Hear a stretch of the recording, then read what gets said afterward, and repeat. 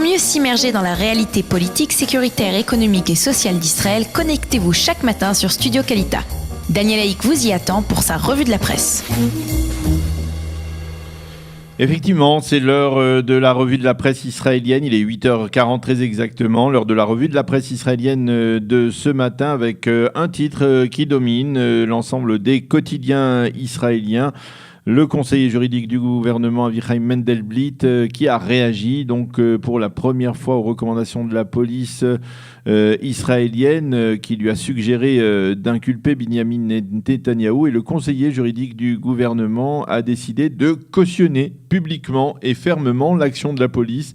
Il s'est dressé contre les tentatives de la part de certains, il n'a pas précisé qui, de semer la zizanie entre la police et les juristes du parquet. Une mise en garde que le conseiller juridique a jugé indispensable après la diffusion avant-hier soir d'informations sur les grandes chaînes de télévision et même d'allusions sur des vives tensions entre la police et les juristes du parquet, des tensions et des accusations de la part de certains juristes apparemment qui auraient accusé les enquêteurs de la police d'avoir voulu précipiter la publication des recommandations de la police alors que certaines preuves avancées n'étaient pas suffisantes et que le dossier concernant les deux affaires 1000 et 2000 n'était pas suffisamment solide.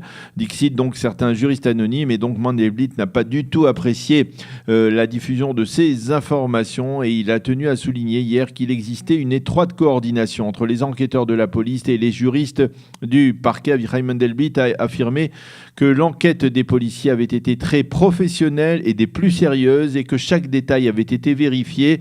Notre objectif est le même, garantir l'état de droit. Avichai Mendelblit a insisté sur le fait que les travaux du parquet reposeront sur les preuves avancées par les enquêteurs de la police.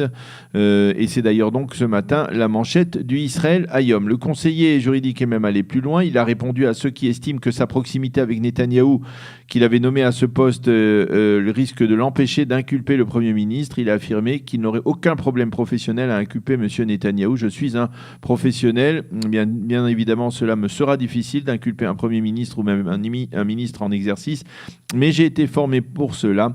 Je ne recherche que la vérité, a déclaré Avichai Mendelblit, qui a souligné que le moment venu, sa propre décision pourrait faire l'objet de contestation. Il a même suggéré à ceux qui le souhaiteraient alors de faire appel devant la Haute Cour de justice. Les journaux israéliens soulignent également en première page pour l'ensemble de ces journaux que le terroriste assassin des membres de la famille Salomon a été condamné hier par la justice militaire israélienne à la réclusion à perpétuité pour son crime. L'un des juges du tribunal militaire avait voté en faveur de la peine de mort, mais il était donc minoritaire. La famille Salomon avait exigé des procureurs qu'ils réclament la peine de mort. Je vous rappelle que cet assassin avait assassiné Yosef et Chaya Salomon ainsi que leur fils Elad dans la localité de Khalamish un vendredi soir, un massacre qui avait profondément marqué l'opinion publique israélienne. Israël suit de très près ce qui se passe le long de sa frontière avec la Syrie, et les forces de sécurité semblent redouter l'utilisation par l'armée syrienne d'armes chimiques sur le plateau du Golan contre les rebelles syriens. Dans un tel cas de figure, la propagation du gaz pourrait entraîner des dégâts côté israélien, et alors, souligne-t-on à Jérusalem, la réaction israélienne sera très ferme.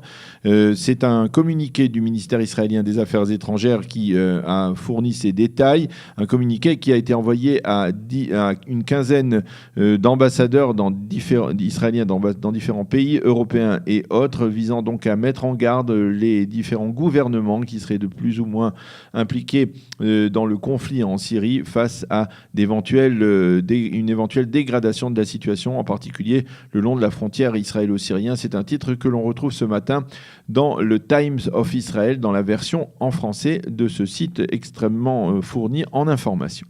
Ceci étant, le numéro 2 de l'ambassade russe en Israël aurait récemment affirmé à des autorités israéliennes que si l'Iran attaquait Israël, eh bien la Russie se placerait aux côtés de l'État hébreu. C'est également un titre que l'on trouve ce matin dans le Times of Israel.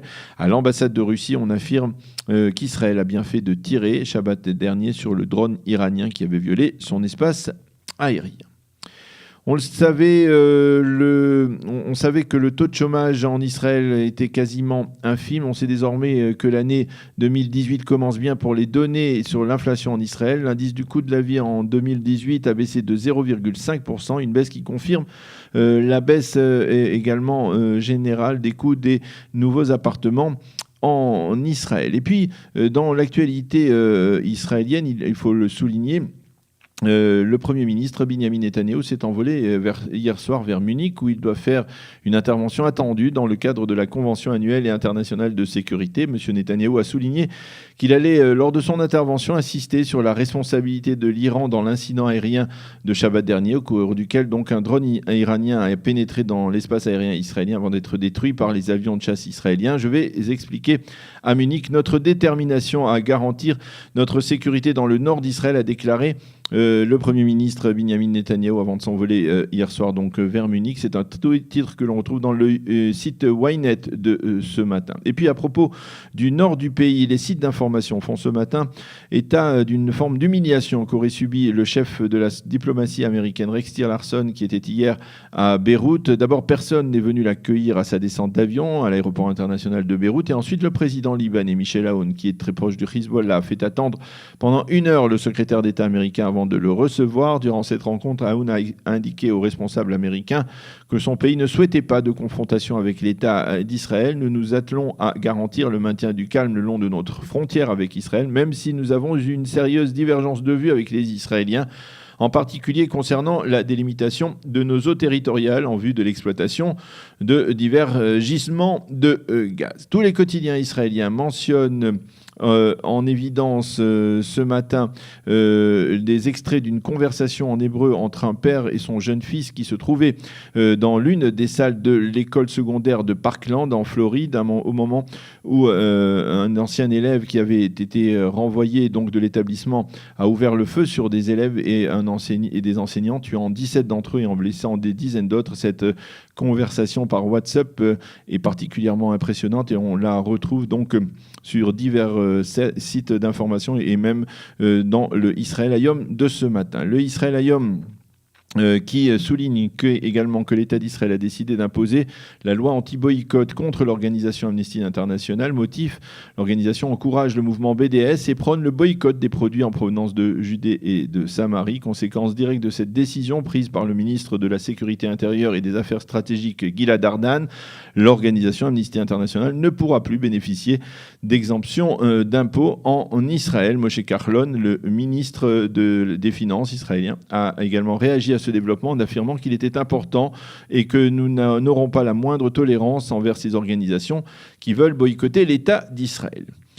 Et puis les médias et les quotidiens israéliens se font l'écho d'un verdict qui pourrait faire effet de jurisprudence dans le délicat dossier des infiltrés africains. La Cour d'appel israélienne a en effet reconnu un infiltré entré illégalement et en provenance d'Érythrée comme réfugié politique. Et ce verdict pourrait donc pousser d'autres infiltrés africains à recevoir le même statut dans les prochains mois et donc à demander l'asile politique. Je vous rappelle que la position officielle du gouvernement est qu'il faut désormais tenter d'expulser les infiltrés illégaux africains vers le Rwanda en particulier, où ils pourront recommencer ou tenter de recommencer leur vie.